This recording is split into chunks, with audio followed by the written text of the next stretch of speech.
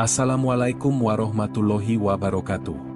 Bayangkan, jika saya katakan kepada Anda, bahwa kerajaan besar Nabi Sulaiman, yang dalam kitab-kitab suci dikenal memiliki istana megah, pasukan jin, hewan, dan kekuasaan tak tertandingi, ternyata bukan di Palestina, bukan di Yaman, melainkan di Indonesia.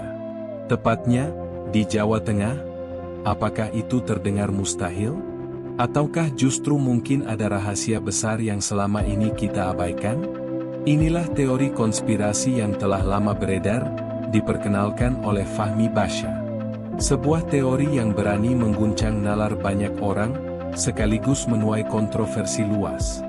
Mari kita telusuri secara mendalam, bagaimana teori ini dibangun, mengapa ia memikat sebagian orang, dan mengapa pada akhirnya ia dianggap rapuh oleh mayoritas sejarawan dan arkeolog. Asal mula teori. Fahmi Basya, seorang dosen matematika Islam, mengajukan klaim bahwa Borobudur sebenarnya adalah peninggalan Nabi Sulaiman. Menurutnya, banyak relief dan simbol di dinding candi tersebut yang menggambarkan kisah-kisah yang berkaitan dengan kerajaan Nabi Sulaiman, termasuk interaksinya dengan Ratu Balkis dari negeri Sabah. Ia juga mengaitkan nama-nama wilayah di sekitar Borobudur, seperti Sleman, dengan nama Sulaiman. Baginya, ini bukan kebetulan, melainkan petunjuk sejarah yang terabaikan. Bahkan ia mengadakan ekspedisi, jelajah negeri Sabah, di kawasan Magelang dan sekitarnya, untuk mencari bukti lebih lanjut. Dan setiap kali ia berbicara, publik terbelah, antara yang percaya penuh, dan yang menganggapnya sekadar cocok logi. Borobudur sebagai istana Sulaiman? Borobudur dibangun sekitar abad ke-8 Masehi oleh dinasti Shailendra sebagai monumen Buddha Mahayana. Namun, Fahmi Basya menolak narasi ini. Ia meyakini bahwa relief yang ada tidak hanya berisi ajaran Buddha, melainkan catatan sejarah Nabi Sulaiman. Menurutnya, Borobudur adalah simbol peradaban kuno yang jauh lebih tua, bahkan mendahului era dinasti Jawa kuno. Pertanyaannya, jika benar Borobudur adalah peninggalan Nabi Sulaiman, mengapa catatan sejarah dan prasasti menunjukkan jelas bahwa bangunan ini didirikan oleh umat Buddha di era Shailendra? Mengapa bahasa yang dipakai adalah Sanskerta dan Jawa kuno, bukan bahasa Arab atau Ibrani? Apakah mungkin para arkeolog selama ini keliru membaca sejarah? Ataukah ada kepentingan tertentu yang menyembunyikan kebenaran? Dalam Al-Quran, kisah Nabi Sulaiman dan Ratu Balkis dari negeri Sabah disebutkan dengan detail. Negeri itu terletak di wilayah selatan Jazirah Arab, yang kini dikenal sebagai Yaman. Namun, teori ini mencoba memindahkan peta. Menurut Fahmi Basya, negeri Sabah tidak lain adalah kawasan Jawa Tengah. Argumennya, nama-nama lokal seperti Sabah, Merapi, dan Sleman dianggap sebagai warisan langsung dari masa Nabi Sulaiman. Namun, bukti arkeologis menunjukkan sebaliknya. Situs-situs kuno di Yaman memang sesuai dengan gambaran negeri Sabah dalam teks kuno. Sementara di Jawa Tengah, tak ada catatan arkeologis yang mendukung klaim itu. Lagi-lagi, teori ini menyisakan pertanyaan, apakah ini penemuan besar yang diabaikan, atau sekadar imajinasi yang terlalu liar? Kritik para ahli. Mayoritas sejarawan, arkeolog, dan ahli tafsir sepakat menolak teori ini. Mereka menilai argumen yang diajukan lemah secara akademis.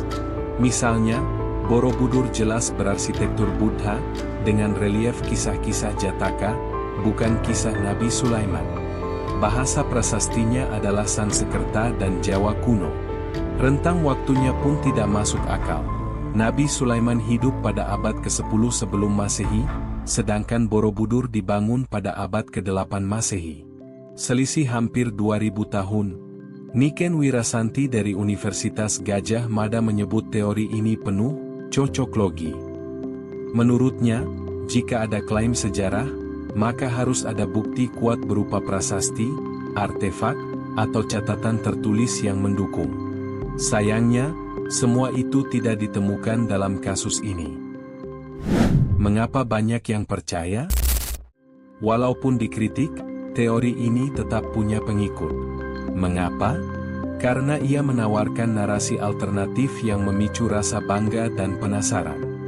Bayangkan, jika benar Nabi Sulaiman pernah berkuasa di Nusantara, maka Indonesia bukan hanya kaya budaya, tetapi juga pusat sejarah dunia. Perasaan inilah yang membuat sebagian orang tergerak untuk percaya, meski tanpa bukti ilmiah.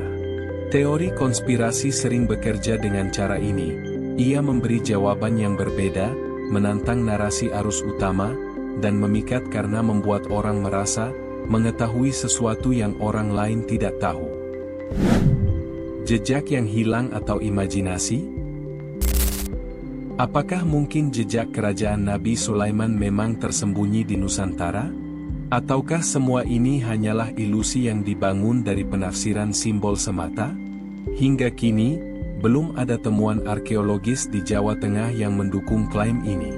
Sebaliknya, bukti-bukti nyata justru menguatkan narasi Borobudur sebagai candi Buddha. Namun, pertanyaan-pertanyaan menggantung ini membuat teori ini terus hidup di ruang publik. Kesimpulan dan penutup. Pada akhirnya, kita sampai pada pertanyaan penutup. Apakah teori bahwa kerajaan Nabi Sulaiman ada di Indonesia bisa dianggap valid? Jawabannya, tidak. Teori ini tidak kuat, baik secara historis, arkeologis, maupun teologis. Konsensus ilmiah tetap menegaskan bahwa Borobudur adalah warisan Buddha dari abad ke-8, dan negeri Sabah berada di Yaman, bukan di Jawa. Klaim sebaliknya mungkin menarik sebagai wacana, tetapi lemah sebagai kebenaran sejarah. Namun, apakah dengan begitu teori ini akan mati? Tidak. Justru karena kelemahannya, ia akan terus menjadi bahan perdebatan, kisah yang memancing penasaran, dan cerita yang menggantung di benak banyak orang. Barangkali disitulah daya tarik konspirasi ini, bukan pada kebenarannya, melainkan pada rasa ingin tahu yang ditinggalkannya. Teori konspirasi kerajaan Sulaiman di Indonesia adalah contoh nyata bagaimana sejarah bisa dipelintir, dimaknai ulang, atau dijadikan bahan narasi baru. Ia mengajarkan kepada kita bahwa kebenaran sejarah harus dibangun di atas bukti, bukan sekadar imajinasi. Dan pada akhirnya, teori ini hanyalah sebuah cerita menggantung, yang lebih banyak mengundang tanya daripada memberi jawaban. Bagaimana menurutmu? Tulis pendapatmu di kolom komentar.